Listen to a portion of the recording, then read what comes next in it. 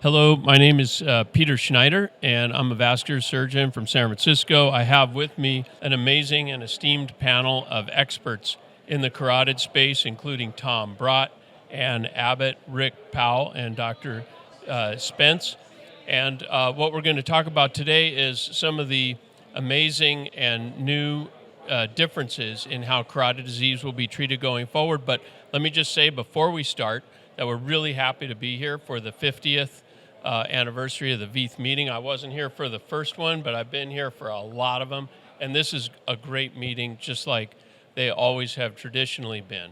So let me just open the discussion by asking my colleague here, Dr. Tom Brott, about the CREST-2 trial, which, of course, everyone is anxiously awaiting the results, and a lot has been done to make this a great trial. We think it's going to impact care almost no matter what the results are. So, Tom, give us a quick update.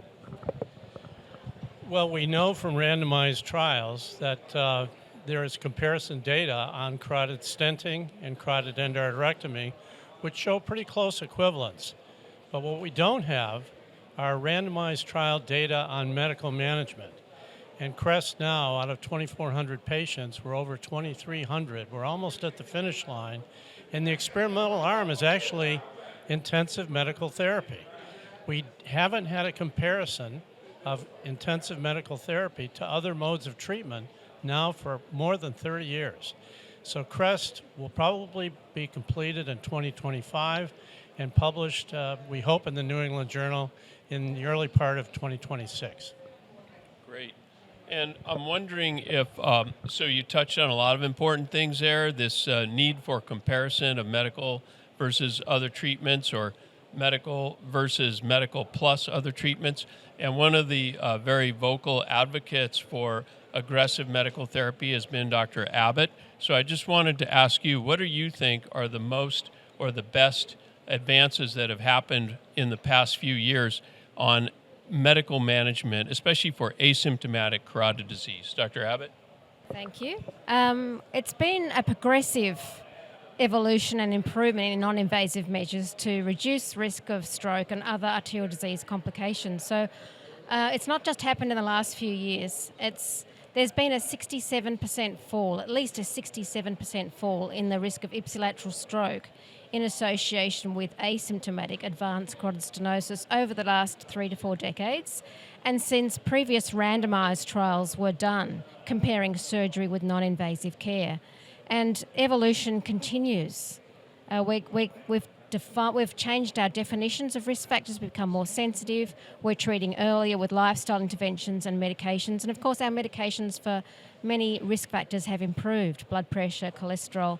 And you have to be holistic. It's not just about one risk factor. You have to identify them all and modify them as best you can. And it's very effective. And we haven't yet measured what we can do with current best non-invasive care, and that's very sad.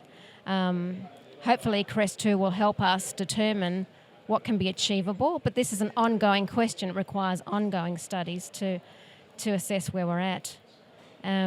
But what we have achieved so far does indicate that we don't have an indication for any procedure on any subgroup of carotid stenosis patients at the moment, because all the previous randomized trials showing any procedural benefit, and that was only for surgery, were done 3 to 4 decades ago, and they're all out of date. They have to be done again if we want to establish any procedural indication for anyone with carotid arterial disease. And I am concerned about the way we've emphasized procedures. We're doing so many procedures on so many groups of patients with carotid arterial disease with no proven benefit, but clear evidence of procedural risk, including stroke, death, and heart attack. And we do know from randomized trials and registries that stenting is more dangerous. It causes more periprocedural stroke, death, and heart attack than endarterectomy. And those strokes tend to be long-term strokes. People tend to live long-term with them. So the harm from procedures, particularly stenting, is durable.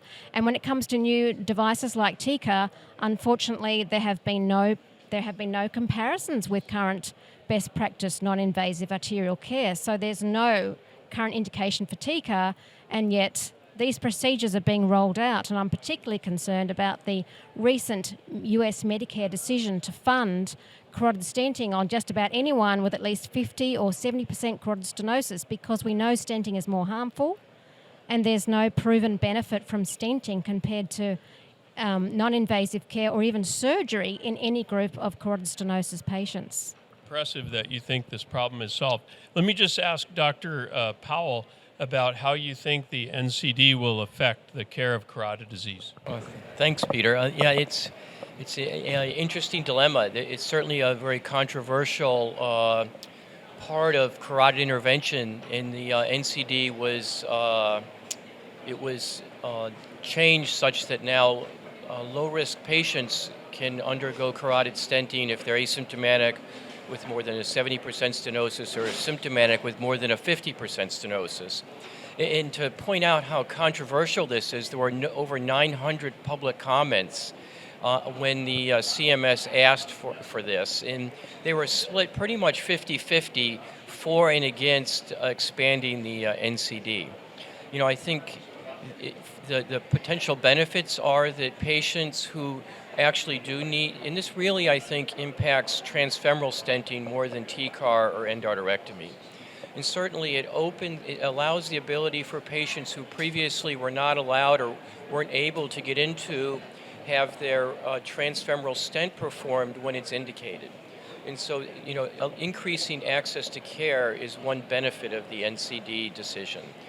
On the other hand, concerns, really are around, the number of asymptomatic patients that are being currently treated in the United States, which is the vast majority, and whether or not, allowing easier access to transfemoral stenting and potentially removing requirements for reporting your results and removing the requirements to have facilities that are approved to be capable of doing it, whether that could potentially lead to worse outcomes. And as Dr. Abbott just mentioned, that those particular patients may not be better served with transfemoral stenting. With regards to transcarotid artery stenting, it's already been approved, and certainly for patients with asymptomatic and symptomatic carotid disease. And the interesting component of that is, certainly there's much less data in which that we're able to, like when we write the carotid guidelines, we don't have the same level of evidence that we can support doing a transcarotid artery revascularization or TCAR as we would be able to support endarterectomy. But I think in the long term or the midterm, we really need data like CREST-2 that Dr. Brott is hopefully going to provide us soon. And we need better imaging capabilities to be able to predict which patients will become symptomatic other than just using percent stenosis, which is not a very good predictor of which patients will become symptomatic. Yep. Thanks, Rick, for that. I wonder if we could just ask Dr. Spence, who's spent a good amount of your career in helping to develop medical treatments and study medical treatments for various types of atherosclerosis, what you think are the most promising current developments, and whether you see anything on the horizon that will change things even further. Stenting is more dangerous than endarterectomy. Most patients with asymptomatic stenosis will be more likely to be harmed by stenting than by medical management. There are a subset of patients with asymptomatic stenosis who could benefit from intervention, but they'll be safer with endarterectomy, especially if they're older. TCAR may be better than transfemoral stenting, but we don't have good evidence yet to support it. And this decision by CMS is going to cause a hell of a lot of strokes. Well, I think with that, we'll conclude our session. Strong opinions being expressed. That's always fun to see, and it's always good to have these discussions.